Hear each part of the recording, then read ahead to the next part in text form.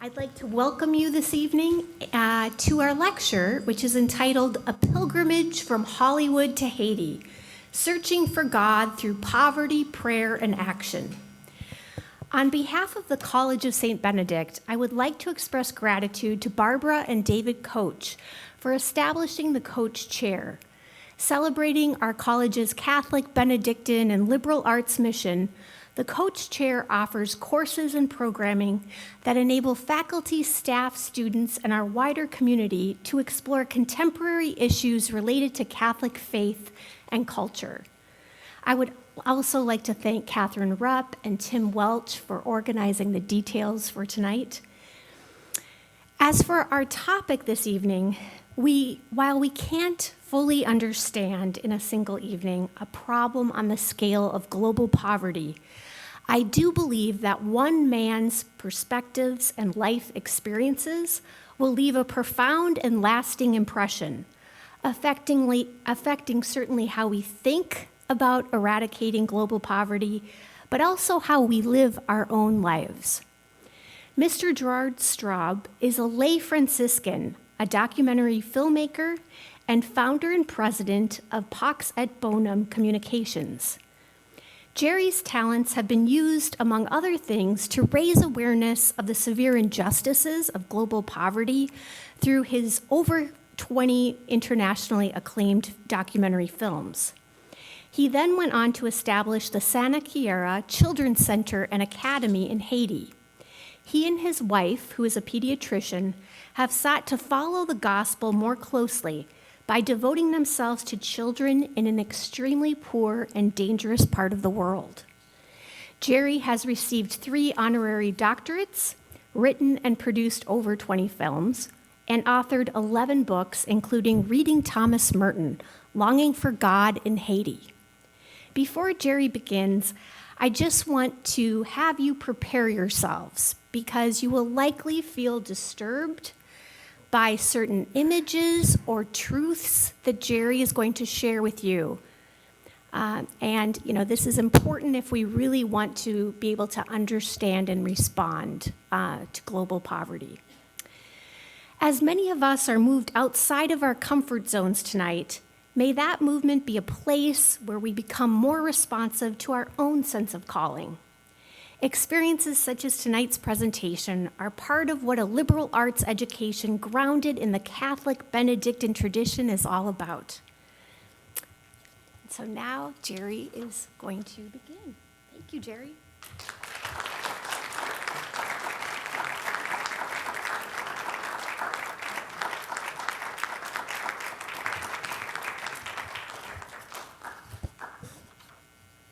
I can tell this is a Catholic gathering because the first 2 rows are empty. Our time tonight is very short, nearly half the time of my normal presentations. So I decided to cut much of what I normally say and focus on the lives of just 3 poor children that I filmed in Peru, El Salvador, and Kenya.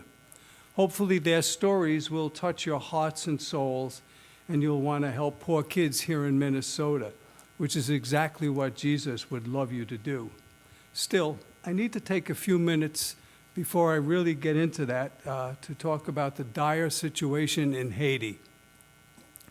In May 2015, after making 20 documentary films in the worst slums on earth, I decided to stop filming the poor and to go live among the poor. With no money and no experience, I opened a home in Haiti for abandoned and abused children, which I named the Santa Chiara Children's Center in honor of St. Clare of Assisi.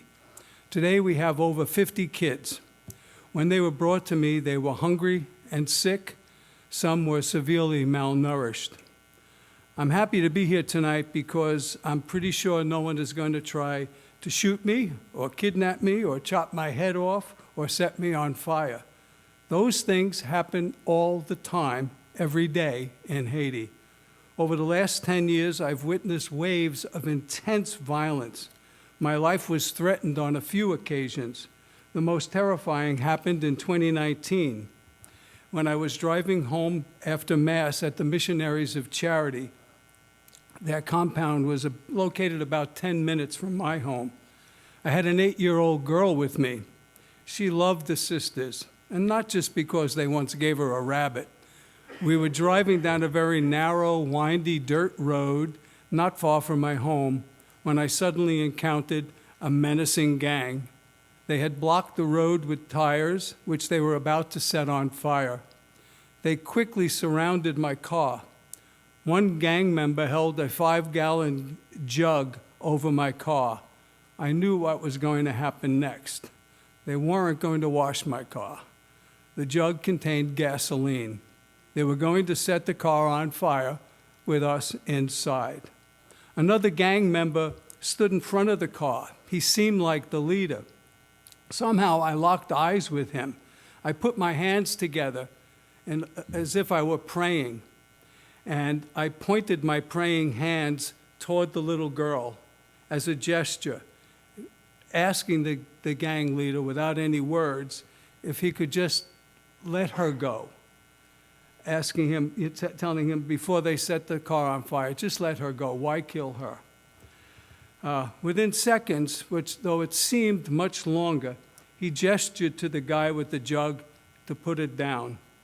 The leader then moved a few tires and let me drive through. My heart was pounding. I thought for sure I was about to die. In January 2024, a gang tried to kidnap me on my way from the airport.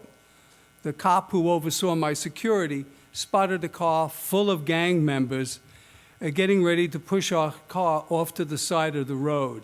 It's a very familiar tactic that they employ. A few months earlier, the gangs forced a car driven by an Italian nun to stop by pinning the car up against the sidewalk.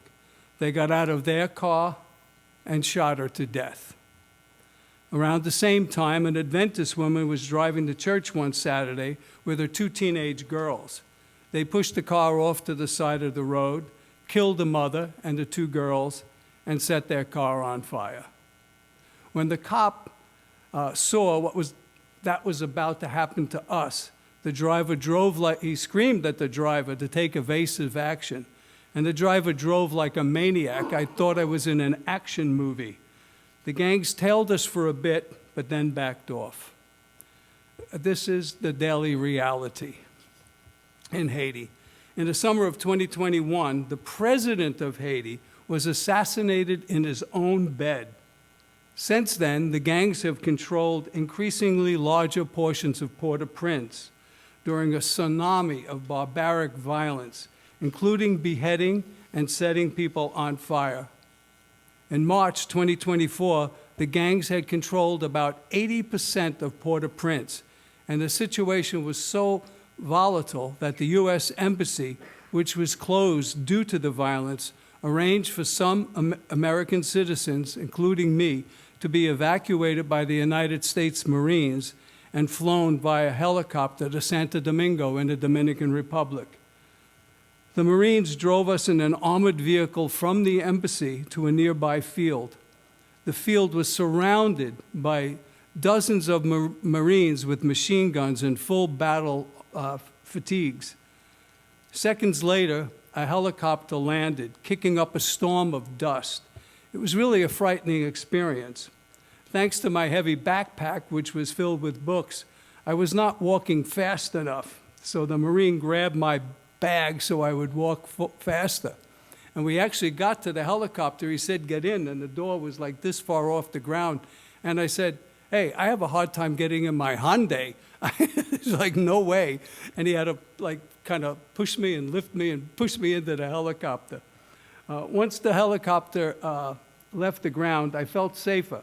The next day, I caught a flight to from Santo Domingo to Florida. I was able to return to Port-au-Prince a few months later.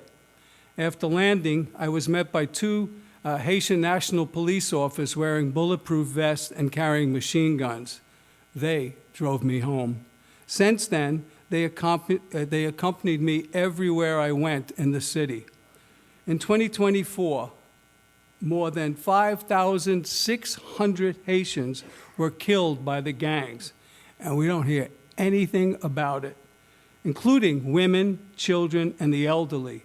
No one was immune from the violence, including nuns, priests, and doctors. I knew one doctor who was executed by the gangs. She was a brilliant, kind, compassionate surgeon who operated on one of my kids. So I spent a lot of time with her because it was a very complicated kidney surgery. And she was the only doctor in Haiti that could guarantee that she could successfully treat the girl without her losing a kidney. Last November, just weeks after the surgery, she was shot in the head by a gang member after leaving her father's clinic. Makes no sense. The gangs would sweep through neighborhoods, setting homes, mostly shacks, on fire, forcing families to flee with only what they could carry. Those who did not run fast enough were killed. Over 700,000 people have been displaced, forced to live in unsanitary camps with absolutely no provisions for toiletries or anything. And these dreadful gatherings of these refugees, many women were raped. At least 1,000 schools have been closed, leaving 200,000 kids without an education. Without mercy or concern, the gangs ransacked and torched many hospitals. Only 28% of the inpatient healthcare facilities nationwide, not just in Port-au-Prince, are fully operational. 28%, all the rest are closed.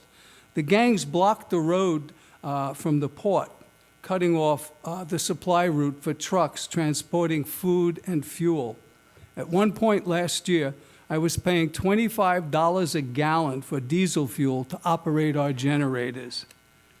As of a few weeks ago, up to 90% of the capital was under gang control. As a result, 5.5 million Haitians are now struggling to find enough to eat, while 2 million are facing famine. Recently, the gangs forced the displacement of several groups of Catholic nuns in Port-au-Prince and their orphans that they cared for. And I don't know if anyone has read about this, but just 2 weeks ago, in the town of Marabali, a few hours outside of Port-au-Prince, where Dr. Paul Farmer had established a huge hospital, and the gangs ransacked that city. They freed some 500 prisoners, and there were 2 nuns who were, I can't remember the congregation, but they were fled, and they took refuge in someone's house. The gangs learned about that, stormed into the house, and killed everyone, including the nuns. So it's not just Port-au-Prince. It's very dangerous to be riding on any road outside of Port-au-Prince. In late 2025, a gang member took a 3-month-old infant from her mother who was breastfeeding the child. The gang member then did the unthinkable. He tossed the infant into a fire the gangs had started. The mother was so hysterical that she died within a few hours. This barbaric act terrified all Haitians. In late November 2024, the gang shot at American passenger jets landing in or taking off from Port-au-Prince. The bullets penetrated 2 planes, slightly injuring 1 flight attendant. All flights from the USA to Haiti were canceled. Commercial flights will not be restarted until September 2025, if at all. I happened to be in Florida at that time. Every month I would spend 3 weeks in Haiti and 1 week in Florida. And during that week, I went to Florida basically for a week of hot water and air conditioning and begging and doing administrative things. So I've been forced to live in exile now, and my heart aches to return to my home in Haiti. I'm connected with the staff and the children by a WhatsApp video that I speak with them every day, but I need to get back, and we're working on a way to possibly enter without too great of a chance of having something happen. But as I said, I'm very happy to be here tonight. My life for the last 30 years has been an example of the paradox of the gospel, and I'm here to talk about my calling to help the poor. But I felt really compelled to begin by talking about the barbaric violence that Haitians are living in, all Haitians are living in fear. I know these opening words have been upsetting, and I'm really sorry about that. Yet the truth of what is happening in Haiti is not breaking through the divisiveness in the public square here in America and in the raucous political realm. Before I introduce you to the three kids I filmed and share about my own transition from Hollywood, where I was a television producer, to living in the worst slum in the Western Hemisphere, I wanted to share with you a 3-minute clip about my work with the poor after I left my showbiz career and before the rewarding work of helping the poorest children in Haiti. So this is just 3 minutes.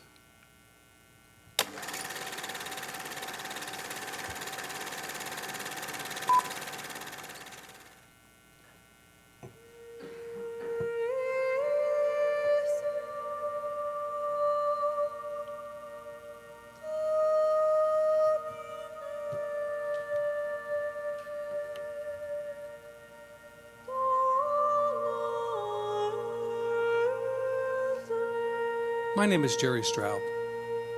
I've made 18 documentary films on poverty around the world. I've filmed in some of the worst slums on earth, witnessing unimaginable misery and deprivation.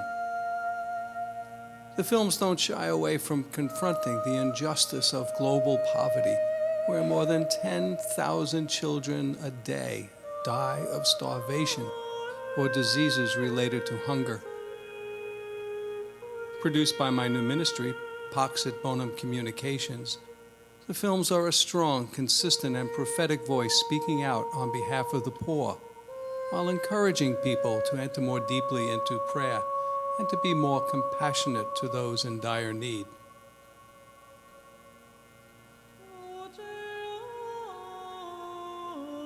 Besides fostering compassion for the homeless, hungry, and marginalized, the films hopefully inspire a genuine and respectful community among all people.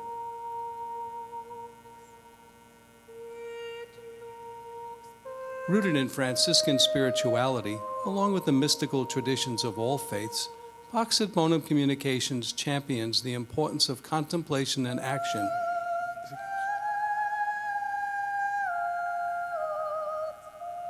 We believe the best way to love God is through acts of love, mercy, compassion, and kindness, especially for those living in acute poverty.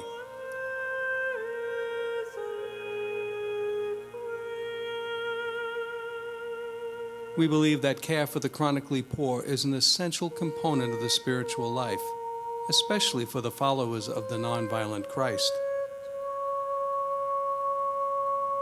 Our films stress the necessity of prayer, peace, harmony, humility, and social justice.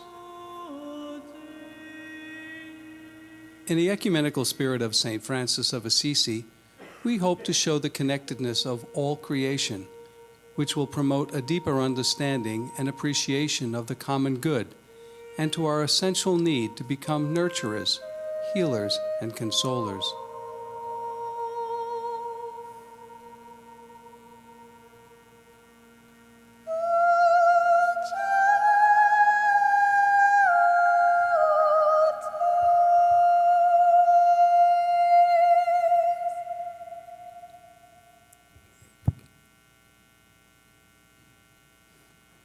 May God give you peace. I begin all my talks with that phrase because that's the way St. Francis of Assisi always greeted people. And my encounter with St. Francis, which I'll describe later, changed my life. As I said, I once was a network television producer and a committed atheist. St. Francis, by God's grace, changed all that. My journey with St. Francis has taken me to places I never imagined going. I've been to the worst slums on earth. Since I encountered St. Francis, I've lived with the poor in India, Kenya, Uganda, Brazil, Peru, El Salvador, Honduras, Mexico, Jamaica, Haiti, and the Philippines. I'm getting tired just reading that list. Those are long flights. The horrors of the sprawling slums in those faraway places often brought me to tears. Naked kids being bathed in the streets with water laced with bacteria. Entire families squeezed into one room without electricity or a toilet. The stench of open sewers was nauseating.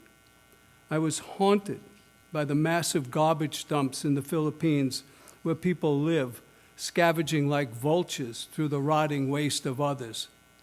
I was shocked by the sight of hundreds of people with leprosy in a leper colony in the Amazon region of Brazil. People with mutilated faces, whose arms and legs had been eaten away by a vile disease I had assumed had been eradicated long ago. I was deeply distressed by the unspeakable agony I witnessed in the massive refugee camps in Uganda and Kenya while making a film for Jesuit Refugee Service. Making that film left me with a case of post-traumatic stress disorder. In Haiti, I found it hard to believe that every night in the biggest slum in Port-au-Prince, one person, often a child, was designated to stay awake all night to beat away the rats with a stick. Most people in the slum had no running water or electricity. I was really stunned to learn that malnutrition causes the deaths of over 6 million children every year, and that more than 1 billion people lack safe drinking water, and half of humanity must survive on $2 a day or less. Yet to my amazement, I really liked being with the poor. The poor were teaching me about my own poverty, my own weakness. In those distant places, I learned about poverty and prayer and the beautiful mystery of life and death. But I didn't have to leave America to feel the pain of crippling poverty. In this country, back when I did 3 films on the poor and on the homeless, rather, in Detroit, Los Angeles, and Philadelphia. And back when I was making those films, 700,000 people were without shelter each night. I filmed for 6 months in the Skid Row section of downtown Los Angeles, where 11,000 people struggle for survival in the shadow of astounding affluence. Every day, I witnessed an endless parade of misery, pain, rejection, and loneliness. People slept in cardboard boxes, under tarps, and in small tents. Every night in Skid Row when I was filming there, more than 700 children were without shelter, forced to share space with the mentally ill and drug addicts. While making a film about a soup kitchen serving the poor in Philadelphia, I spent a night in an abandoned building with a homeless man. The temperature was 10 degrees. The windows were broken, and the wind howled through the litter-strewn, empty rooms. It snowed through the porous roofs.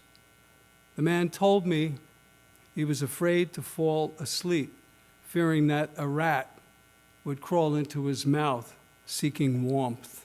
This completely stunned me, and he said, "Gerry, it's cold out." Well, no kidding. And the rats, they're seeking warmth too. It was like he understood the psychology of the rat needing to find this warmth. This man was a veteran, and he had been hooked on drugs after being wounded, and this is where he ended up. Over the last few years, I came to better understand the story of how I went from the glamour of Hollywood to the gritty reality of the massive slums around the world is an important part of my work on behalf of the poor. And so telling that story is a vital part of my presentations at schools and churches. Before I share that story, I want to show you a scene from a film I shot in Peru featuring a teenage boy who was dying of cancer. The film focused on an American doctor who was the head of a neonatal care center at a university hospital. The doctor was also an atheist until he encountered the desperate poor in India while attending a medical conference. The encounter with the poor shook Dr. Tony to the core of his being, and time drew him back to Christ, and he decided to leave his powerful position to serve poor, sick kids in Peru. So this scene is called A Dying Teenage Boy.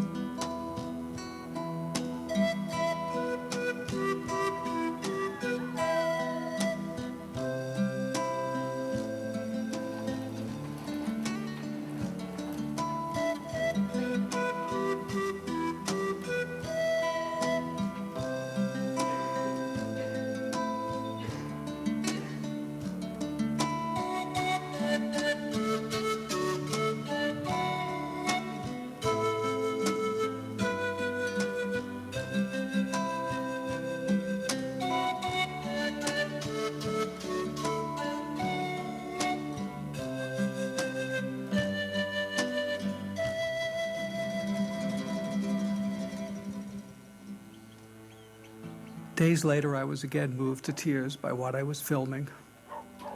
This severely emaciated teenage boy is on the verge of dying from cancer. His name is Henry. Dr. Tony did all he could for him. Henry wanted to go home to die. Wanted to die, surrounded by his family. I filmed him in the shack of a home in Wycon, a shantytown slum clinging to the side of a hill about 2 miles from Dr. Tony's home. It grieved me to see this boy clinging to life in such deplorable conditions. A porous roof, straw and cardboard walls, dirt, flies, insects, old garbage, flea-infested animals, no running water, uncomfortably hot. The family had so little and were about to lose so much. When I first saw him, he was looking bad, but now he's so much worse. And I mean, here the animals are all around, it's just dirt, and I mean, look at his sisters, and for somebody to die in such a place, it's a bit rough, no? The younger kids were filled with life, but probably had no idea how dismal their future was. Even the cat was sad and malnourished. Yet Henry wanted to be here, to feel the tender embrace of his family's love. 2 weeks after I filmed him, Henry died.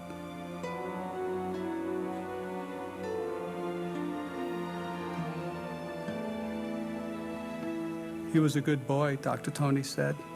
Very polite and courteous. He never gave anyone any trouble.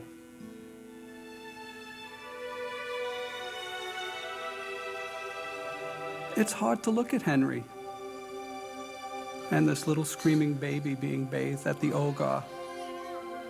But we must look at them. The real sin hidden within the plague of global poverty, where millions upon millions are suffering from hunger and curable disease, is our inexplicable indifference, our complicity and complacency. The gospel tells us we must not look away from the suffering, must not ignore the poor. The gospel tells us to embrace the suffering and the weak, to be God's healing hands. Christ wants us to visit people like Henry, to comfort them and sit with them. Christ wants us to be his arms and to embrace the poor. Christ wants us to be his hands extended to help the poor.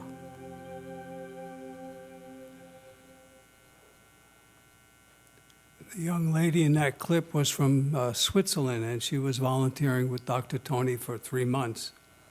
When I was working in network television, places like Wycon were far beyond the scope of my awareness or interest. As a Hollywood television producer, I worked with some very big stars. I produced the most popular show on American TV. I made lots of money, more than I could ever spend, but despite my power, fame, and money, I was lost. I had within me a deep emptiness, and so did many of my Hollywood friends. Many of us tried to fill that emptiness with all sorts of things, mostly bad things. Some drank excessively, some did drugs, but the emptiness never went away. Back then, I didn't know that the emptiness we all feel could only be filled by God. Modern culture teaches us to be strong and independent, that we can make it on our own. And so we don't really need God or each other. But that is not true. We are all weak and wounded in some way, and we all need each other. All of life is interconnected. I was raised in a good Catholic family. As a child, I loved God and served as an altar boy. As a teenager, I began to have doubts about God, I guess because I saw no evidence of God in people's lives. I would go to church on Sunday and hear about God's love, and then would leave church and hear lots of hate-filled words as my neighborhood in New York City became racially integrated. 90% of the world believes in God. The core of all faiths is mercy, kindness, compassion, and love. But where do we see traces of those beautiful virtues? The economic downturns we experience are a result of widespread greed and a total disregard for the common good. We put profits before people. Jesus tells us to love our enemies. We bomb our enemies. Jesus tells us to care for the poor. We ignore them. Because I could not see how Christ was making a real difference in the lives of those claiming to follow him, I slowly came to consider myself an atheist and believe that God did not exist. But I really wanted so much to believe in God, but I could not. One day I found myself, most of the shows I produce are in Hollywood, but I produced one starring a young Alec Baldwin in Rockefeller Center. And one day that we would tape the show on one day, and overnight it would be edited, and then I would go into my office the first thing the next day and watch that episode to approve it for broadcast. And so this day, as the show ended, I saw my name come up, executive producer, and I thought, who would watch this crap? And in that moment, I knew my television career, my lucrative television career, was over. As a teenage boy in the 8th grade at St. Benedict Joseph Labre School in Queens, New York, Vincentian priest came to talk about his 25 years as a missionary in China, and he so filled my imagination, I wanted to be a missionary priest. I spent the first year of high school in a minor seminary, but I didn't do too well. I was failing 2 subjects that they felt were important if you wanted to be a priest, Latin and religion, so I went to a Vincentian high school instead. The abbot is laughing. So, at any rate, I began this after that. The show was canceled, and NBC offered me a big contract to go back to Los Angeles, and I decided no. I began a long, lonely journey to find God. I retreated to a small village in upstate New York where I read endless books on philosophy and theology. I also spent a little time in an Orthodox monastery. It was just outside the town, up a hill, and the monks called me Brother Hollywood, and they put up with my unbelief, but I think the seeds for what happened to me eventually was planted in that Orthodox monastery. I really loved the monks. But while I was there, hanging out with monks, I wrote 2 books that were published by an atheist publisher. A new book I was writing was a novel titled The Canvas of the Soul. And that project took me to Rome to do some research. But something happened when I arrived in Rome, something very unexpected. One day, an empty church in Rome and an empty man became a meeting place of grace. I didn't enter the church to pray. I simply wanted to look at the art. Because the church was empty, I decided to sit down and rest for a while in a quiet, cool space. As I rested in the silence, God broke through the silence, and everything changed. In the womb of the dark church, I picked up a copy of the Liturgy of the Hours and opened it randomly to Psalm 63. In boldface above the psalm, it said, "A soul thirsting for God." And I knew that was me. As I read the words of the psalm, my soul leapt for joy. God, you are my God, I am seeking you. My soul is thirsting for you. My flesh is longing for you, a land parched, weary, and waterless. I long to gaze at you in the sanctuary and to see your power and glory. Without warning, I felt the overwhelming presence of God. I didn't see any images or hear any words. What I felt was beyond images and words. I felt immersed in a sea of love, and I knew, not intellectually but experientially, that God was real and that God loved me, and the hunger and thirst I had felt for so long could only be satisfied by God. In that moment of revelation, I was transformed from an atheist into a pilgrim. I went from denying God to wanting to experience more of God. In the span of a few days, in a place far from home, the direction of my life changed. That was 30 years ago. I still can't explain or understand the mystery of that day. Because I was in a Franciscan church, I became intensely interested in the life of St. Francis of Assisi.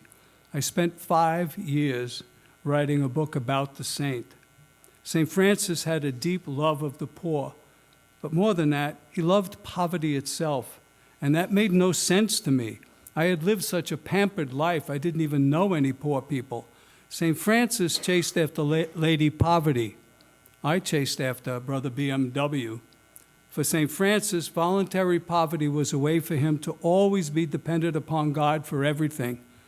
I could perhaps understand this on a theoretical level, but on a practical level, it's very difficult to grasp, especially in our culture, which promotes personal strength and independence. To better understand, I lived with Franciscan friars serving the poor at the St. Francis Inn in Philadelphia, and it was another transformational experience. Every concept I had about the homeless and the addicted turned out to be a misconception. I met real people just like me in so many ways. It's easy to label a homeless person as lazy or an alcoholic or drug addict as weak. The labels removed my obligation to do anything. It's their fault they're homeless. It's their fault they're addicted. But then I filmed a homeless woman who was a prostitute. She was 26 years old, but looked twice her age. She was beaten down. She was a beaten down drug addict with desperately sad eyes. Then the friars told me a shocking backstory. When she was an infant, her parents, both of whom were alcoholics, put alcohol in her baby bottle so she would stop crying and go to sleep. By the time the little girl was 5 years old, she was already an alcoholic. By the time she was 15, she was selling herself to men to get money. She used the money to buy drugs. She used the drugs to deaden the pain of her life. Not long after I filmed her, they found her body in an abandoned building. She had frozen to death. News of her death saddened me. I recall seeing her one night when the inn had extra pies, which they gave to the guests as they left after the meal. The woman was just so thrilled to get a whole pie for herself. Outside, she saw a homeless couple with an infant. They were upset because they were too late for the meal. She gave them her pie. Some people are born in situations and circumstances that are almost impossible to escape. It's easy to harshly judge someone like her, but hearing her story, I understood how she ended up on the streets. We're called to be God's loving hands, extending generous amounts of mercy and compassion. Christ didn't label people or judge people. He reached out to them. He excluded no one. For St. Francis, voluntary poverty was a way for him to be totally dependent upon God for everything. I was so moved by the work the friars were doing with the homeless, I decided to make a film about the St. Francis Inn. The film, actually, thanks to this Franciscan nun, got it on PBS, and it aired on many of their stations. When people saw the film on television, they donated over $200,000, and the Franciscans were able to build a new soup kitchen to better serve the poor. And they added a chapel on the second floor, so the homeless had a place to experience God for themselves. My mission became instantly clear. I wanted to put the power of film at the service of the poor. So I left all that Hollywood and showbiz stuff to devote myself fully to making films about the wonderful people who embodied the self-emptying love of Christ by dedicating their lives to the poor. Okay, I don't want to talk anymore right now. That was enough to absorb. So I want to show you one other little film clip about a poor child living in El Salvador. His name is Moses, and I will never forget him.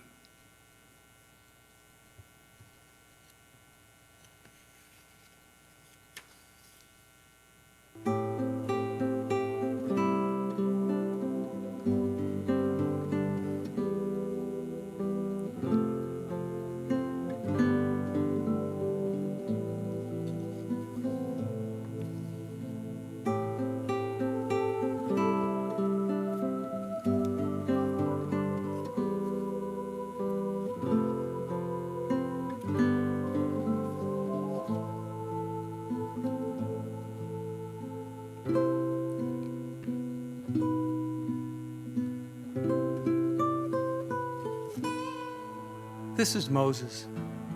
Moses has an incurable blistering disease.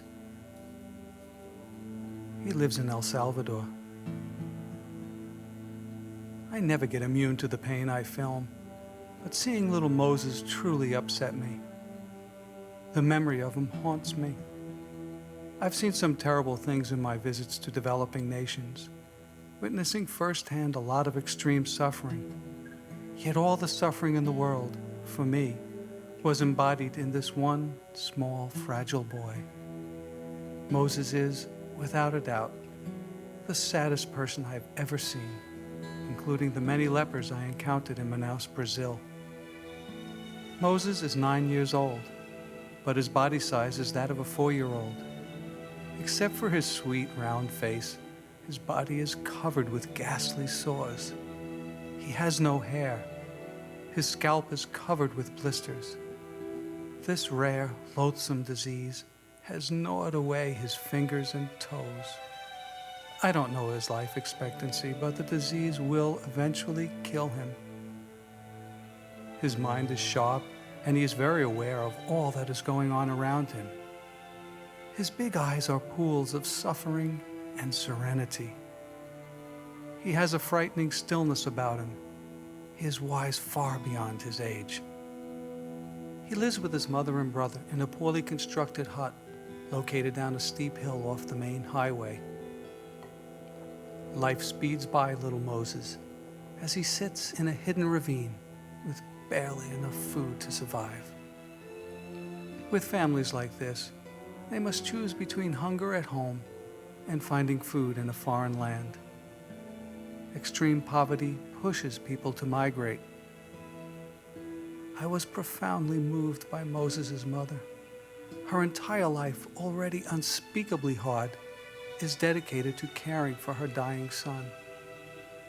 This humble mother's love reminded me of Mary's unselfish, self-emptying love for Jesus.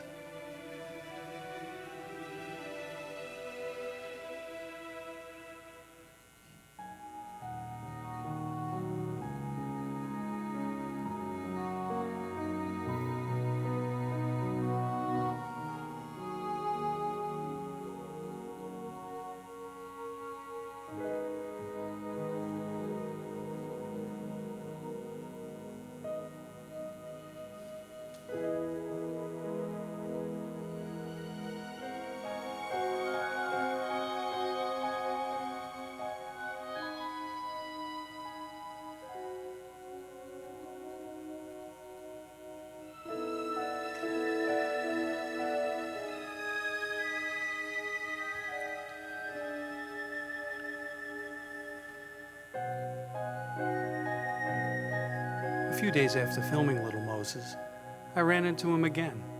He and his mom were attending a Christmas party for handicapped kids held in the square in the town of Apastapeke. For reasons no one yet understands, this area of El Salvador has an extraordinarily high number of deformed kids. I couldn't help but notice there were very few men caring for the kids. The men, for the most part, are in America working, sending home whatever money they can to support their struggling families. For the poor, suffering is a part of life, but their suffering has not turned into sorrow. The poor can sing, feel joy, and celebrate life despite their harsh living conditions. Their hope and spirit are more powerful than their poverty and suffering.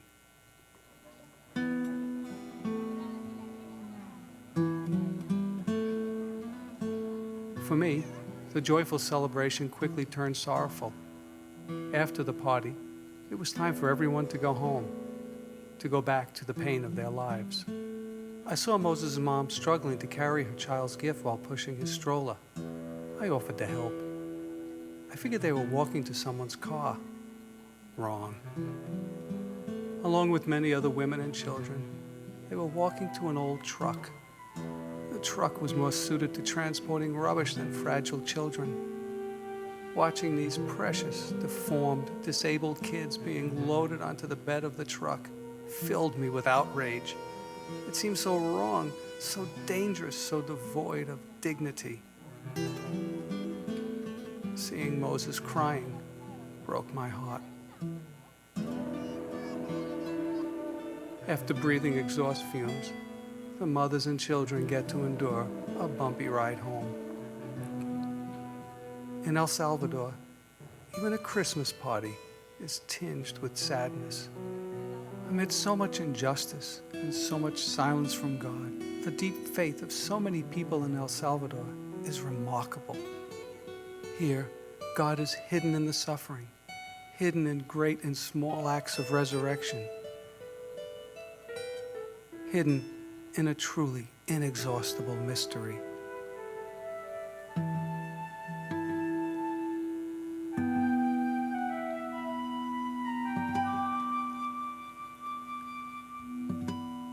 While I was editing that film in Burbank, California, a film crew from PBS came to do a story on me, and I think what the show was Religion and Ethics in America, something like that. And so when the show aired, the scene from Little Moses was included in the clip. And the scene touched the heart of someone who helped the mother stay in her home as she cared for her dying son. It was too late for Moses, but someone helped cover the expenses to bring a little girl with the same mysterious disease to an excellent children's hospital in America. I think it was Green Bay. And she was spared the same fate as Moses. Our time is running short. I just want to introduce you to a teenage boy in Kenya who spends his days in a garbage dump searching for food and discarded items he can sell. And then afterwards, I have just a little bit of time to talk about the Santa Chiara Children's Center and two special kids that live there. So we're almost done.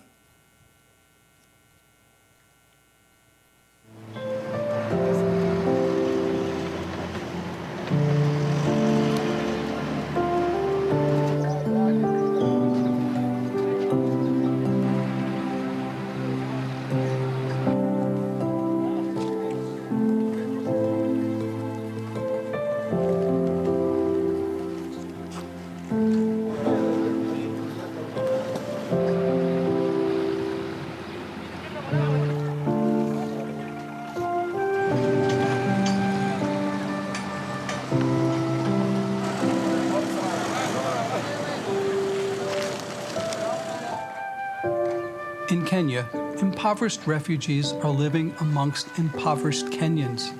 To see the poorest of the poor, one morning I drove to Nairobi's main garbage dump, where hundreds upon hundreds of people sifted through the rotting, stinking, smoldering waste for scraps of food to eat. and bits of metal and plastic to sell. Competing with the people for scraps to eat were very large birds that were so big they were taller than most people's waistline.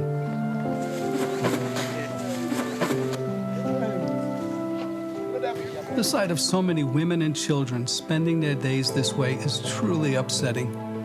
You really get up close in a garbage dump like this and actually walk into it. You begin to see that these figures that you can see from a distance, many of them are actually young kids. It's mind-boggling to think that a kid has to spend his days in a garbage dump searching for anything that he can use for survival. I mean, it's terrible for adults, but kids, that this is their childhood in a garbage dump. I spoke with and filmed one small boy named Morris who said he was 15, but he appeared much younger. He's here in the garbage dump, rummaging stuff to survive. This little boy, this shouldn't be his life. There's no excuse for this. 3 men, all garbage scavengers, escorted us through the massive garbage dump. Their presence smoothed the way for me to film the extremely poor as they desperately picked through the putrid waste. The noxious odor was making me nauseous. As we walked out of the dump, the 3 men begged us for some money, plaintively saying how hungry they were. I had a little less than $100 with me, and not much more than that back in my room at Mill Hill. I had already realized that morning that I had not taken enough cash with me to cover my modest daily expenses. I gave each man 100 Kenyan shillings, the equivalent of less than $1. They were grateful, but noticeably less than pleased with that meager amount. Of course, I could justify not being more generous. In practical terms, giving more money than I had in my pocket would have required my fishing out and opening my concealed wallet, something I was afraid to do, for fear that they would grab it and run away. But in all honesty, I'm ashamed to admit, I was more worried about my own modest needs and the needs of the film than with their extreme physical needs. As we drove back to JRS headquarters, my driver and I stopped for a bottle of cold water and a snack. After the choking stench of the dump and walking around under the blazing African sun, the water tasted very delicious. Later that day, when I got back to Mill Hill, I took a nice, long, hot shower, washing off the dust of the dump. I then went to the dining room and took a cold beer from the fridge and drank it in the beautiful garden as the sun slowly set. Adding to the pleasantness of the moment, a brother brought me a bowl of chips to munch on. And later, I had a very nice meal with the brothers and other guests. The food was good, and I could have used another portion of macaroni. I was very hungry because we never stopped for lunch. I was, in hindsight, less than pleased with the abundance of hospitality I had been given. It's stunning to realize how often enough is not enough. The 3 men from the dump were slowly slipping from my consciousness and memory, their hunger unabated. I began the day by receiving sacred bread during the Eucharistic celebration. But during the day, I failed to give physical food to the hungry, thereby making a mockery of my morning devotion. The Old Testament had a term for the poorest of the poor, Anawim. The Anawim were people completely overwhelmed by want. They had no voice or rights in their surrounding community. Scripture makes it abundantly clear that to forget the Anawim is to forget God. Jesus made care for the Anawim a litmus test for our love of God. The people in this garbage dump live off salvaged scraps of discarded waste. God wants us to salvage the discarded scraps of their lives. We live in a world of cruel poverty, terrible injustice, iniquitous inequality. We need to face this reality, analyze its causes, and demand structural changes to eradicate these evils. We must give hope to the suffering. We cannot worship God and be indifferent to the poor. Worship without justice and charity is blasphemous. The essence of Christ's message is, make every stranger, no matter how poor or dirty, no matter how weak or unlovable, your neighbor. The people in this garbage dump are your neighbors. St. Gregory the Great said, when we attend to the needs of those in want, we give them what is theirs, not ours. More than performing works of mercy, we are paying a debt of justice.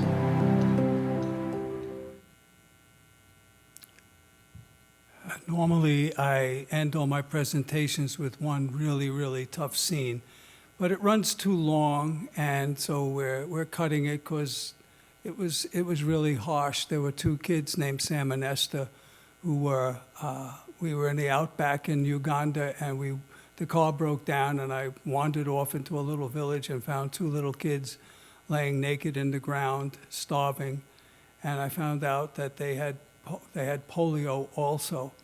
And the efforts that we undertook to rescue them and get them to German missionaries was just really remarkable. And they had an older sister who came out of the bush. She had walked many, many hours to get water to bathe her brother and sister. And we filmed the whole thing, and it really goes on too long, and it's really harsh for younger people to see. But that was that Jane, eventually, with the help that the film created, just this year graduated from college with a degree in literature, and she loves Shakespeare. So that was some of the things that were happening to kids in the films that we made. I just want to say a few words about the Santa Chiara Children's Center. When it began, I was just in a small apartment with just one kid that I knew from the earthquake. Her name was Baby. Her actual name was Orlan. And all we did was make sandwiches, ham fromage and jambon and fromage, ham and cheese sandwiches. And that was all we did. And then quickly we eventually had 7 little kids living in this 2-room apartment. And so we moved to a larger place, and then yet again had to move to an even bigger place. But at one point we had 72 kids, 25 were in diapers. This was crazy. It was amazing. I just want to tell you 2 quick stories of 2 of the kids. One, the Haitian government made me legal guardian to 7 kids, 5 girls and 2 boys. And I just want to tell you a little bit about 2 boys. The first was named Peter Francis Straub. And on the second day of his life, his mother, who was so distraught over many issues, put the boy on the garbage dump. And someone I know was walking by, heard him crying, and brought him to me. And so I named him Peter Francis, and he lived with me until he was old enough to go downstairs with the rest of the kids. The second kid was born in Cité Soleil. Most of my kids were born in Cité Soleil, which is the worst slum in all of Haiti, and very violent. And his mother was 15 years old. He was born in the street, a dirt street. And after he was born, she cut the umbilical cord somehow and handed the baby, who was still covered with birth canal fluid, to an old woman. And she said she was just going for help. She'd be right back. And, oh, that's him, Moise. And so someone told her about Santa Chiara. She brought the kid to me, and the staff did not want to take him because we have mostly girls, almost exclusively. And he was very sick and malnourished. And I said, well, if he leaves with this old lady, she's dead. So he lived with me for 9 months, and I named him Moise, which is Creole for Moses. And I think in my mind I was connecting him to little Moses in El Salvador without really realizing it. But right now he's almost 4 years old, and he's like the prince of Santa Chiara. We had to build our own school because it became too dangerous for the kids to go out because the gangs were kidnapping kids. So we have a school basically from, kindergarten or first grade all the way through high school. And Moise, every day, all he wants to do is ring the bell when he was like 2 years old to start the school. And he hounded the principal, who was a very dignified man, comes to work every day in a suit and tie. So until the principal let him sit in on a class. But Moise doesn't sit in on anything. He engaged fully. And so he was learning so fast, so young. So he's smart, he's witty, and he really thinks I'm his father. And so I miss him very much. I want to just end by saying we need to become the hands and physical presence of God by reaching out to the poorest of God's children. The kids in the slums around the world and in Haiti forced me to face my own poverty, my own weakness, my own insecurity, and my own brokenness. During the last 25 years, I learned something very important. Christ is not asking us to be successful or productive. Christ is looking for us to be present first and foremost to God in prayer, and present to each other in acts of love and mercy, especially present to the poor and the suffering. Jesus would be down in the gutter with the lost, the lonely, rejected, despised, and abandoned. And here's the deal, and I knew it as a teenager. We don't really take Jesus seriously. We don't love our enemies. We don't turn the other cheek. We don't forgive 70 times, 7 times. We don't bless those who curse us. We don't share what we have with the poor. We don't put all our hope and trust in God. We say, I'm not a saint. We say this gospel stuff can't be meant for everybody. We say the gospel is an ideal. But the gospel is not merely an ideal. The gospel is the way. We need to take time to see how we have strayed from the way in ways large and small. We need to take a good look at our lives and to turn away from our self-centeredness and turn away from the things that block us from being more fully united with God. Lent is the perfect time to take time for self-examination and embrace the spirit of repentance and self-control. Now is the perfect time to emulate Christ's self-emptying love by performing meaningful acts of charity. Now is the perfect time to enter into the suffering and death of Jesus, which opened the reign of God's grace and eternal life for all humans. Now is the perfect time to take Jesus seriously. Thank you. I think there's time for questions. I don't know how we're organizing that, but there's a mic there. The boss is here to tell us what to do. She's great, by the way. Yeah, so we do have time for a couple questions. And, I'm really honored we have 2 college students to be right here in the 3rd row. So, I think we could, I'd like to kind of give dibs to the youngest members in our group tonight. So if you 2 would have any questions, you can go to the mic or just stand up and ask any questions. And then give dibs to our college students for, just what questions do you most want to ask Gerry? And we also have 2 monks, Father Roman, who I met when I was lost in a corridor trying to find my way back to the guest house. And we had this long, long talk, and I think he missed the evening prayer. But I told him we were praying. So I'm happy to see he's there, and I'm happy to meet the abbot, former abbot. So where are those questions? There's got to be one question.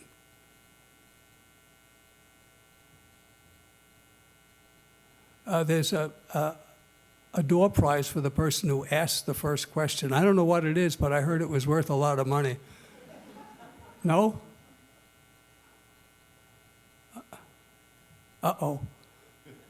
Oh, boy.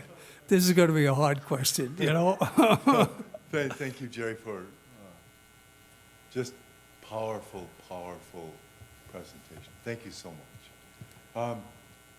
So I'm just blown away by the sheer enormity of the challenge, of the problem. And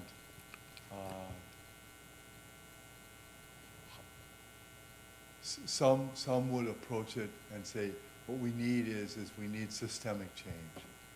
It feels like to me like you've taken the Mother Teresa approach, and that is, it's going there and doing something directly with the poor.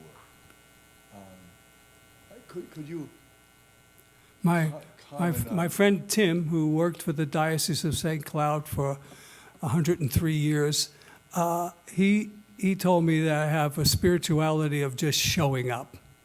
I have, I once gave a talk at a conference that was for Bread for the World and Catholic Charities, actually. And so there were all these big experts who knew everything about how to solve problems. And I was invited to give the opening talk on a Friday night for this weekend conference. And I had this prepared talk, and then in the middle of it, I felt moved to just dump it and tell the story of how I once filmed a homeless man in Skid Row who clearly had defecated all over himself, had diarrhea, and he was so lost, and he was like, he didn't know what to do. I knew what was happening, and I filmed it. And then a couple of years later, I found myself in Uganda, and some Jesuit priest said we can go to the slum at night. It's a little more dangerous, but you'd really see the reality of it, and it was really, really horrifying and a bit scary. And afterwards, they went to, they called it a bar, but it was really nothing. You could get a beer maybe and something to drink. And I was sitting around and they were talking, and I felt some really bad stomach cramps, so I went to go to the bathroom.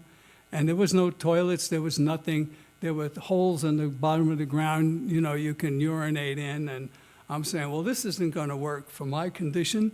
And so I asked them how far to get back to the Jesuit residence.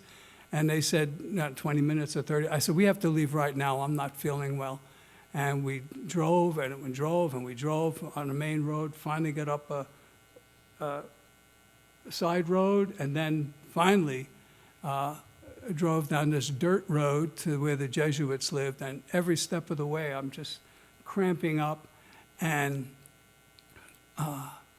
we're driving, it's late at night, and the headlights were illuminating all the people walking. Where were they going, And we finally get to the Jesuit residence, and I'm hoping the old man is on the gate, would open the gate fast, and he does. And then there were steps up to the residence, and there was a gate, never saw locked, and it was locked. By the time the old guy walked up there, opened the gates, and it was like a quadrangle. I don't know if that's how you pronounce the word, but where we went in, my room was way at the furthest, couldn't be any further away. And I get 3 doors away, and I say, I've made it to the promised land, a toilet. And I completely exploded on myself. And I stood there, and I opened up the door, and trying to figure out how to clean myself, and I realized there was no water. And the next day, at the Eucharist, I received the Christ, and I went back in my seat to contemplate, and I remembered that man.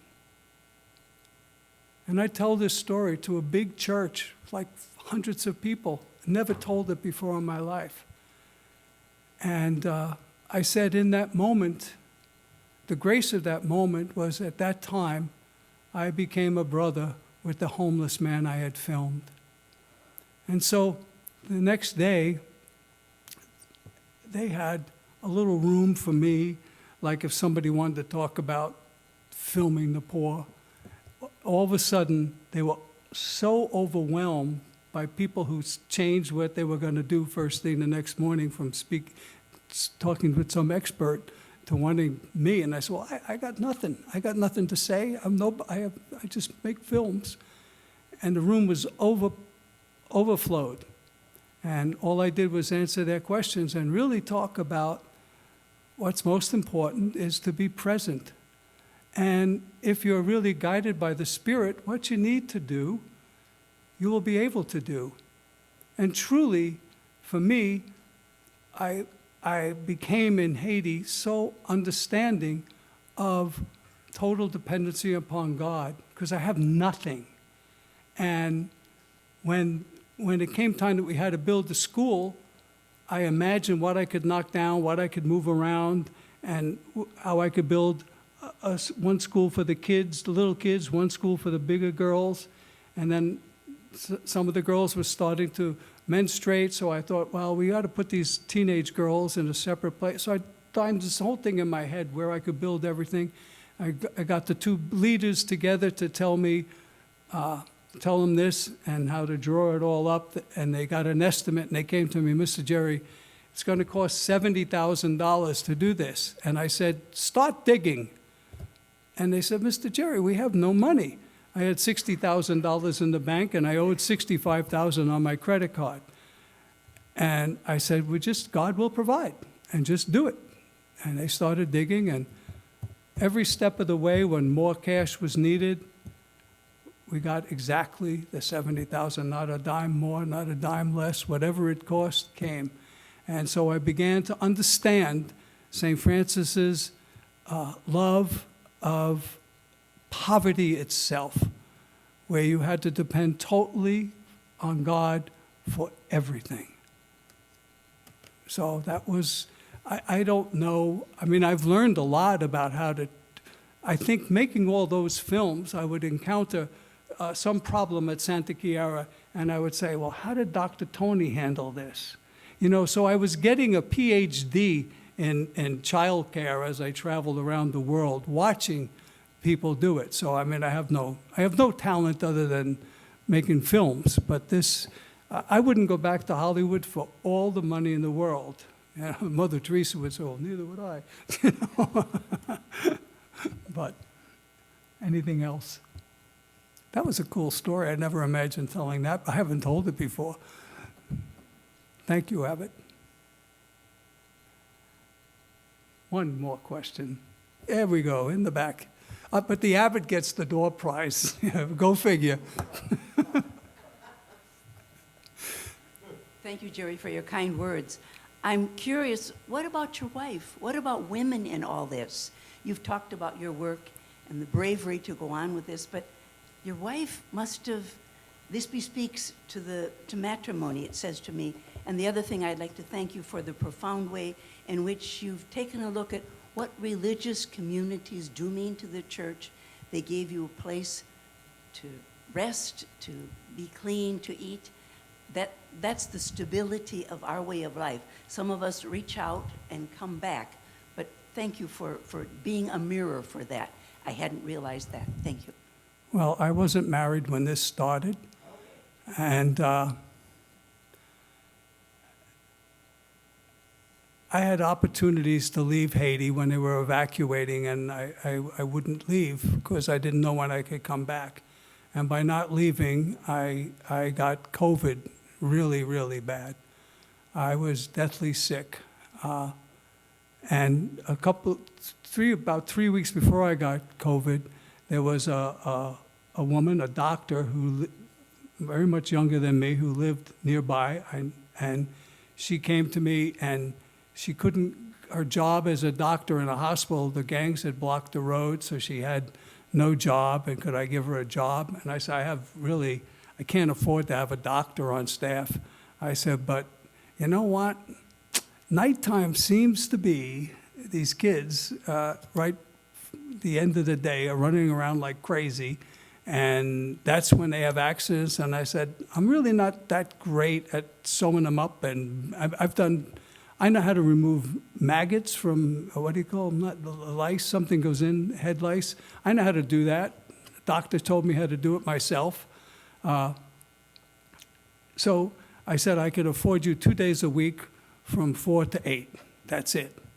So she's there 2 weeks, and I get COVID, and she never left. She stayed. She brought in doctors that she knew, and I could hear them talking.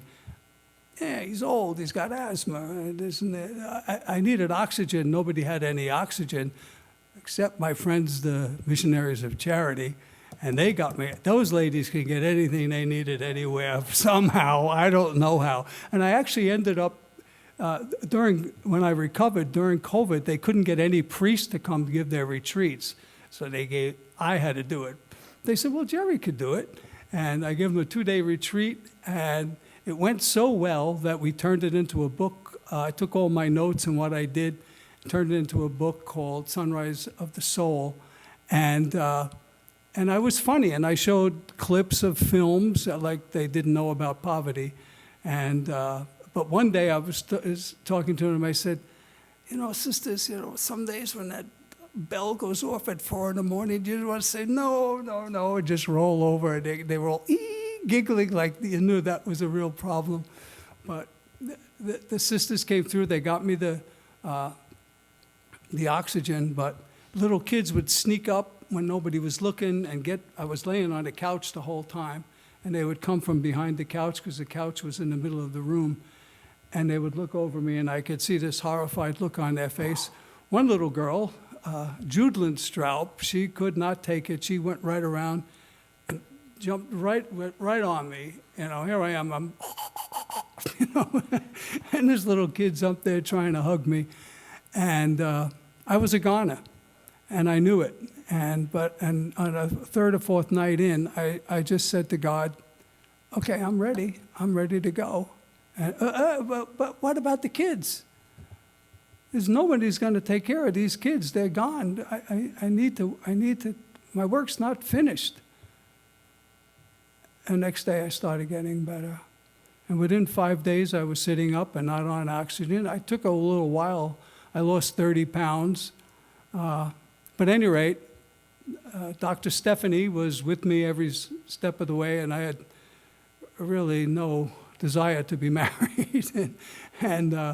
But it turned out that we did get married very quickly, and so she's there now, and thanks to our friend in the White House, she's unable to get here, and she's there right now, and she'll be telling me when I call later about how much gunfire there is, but she's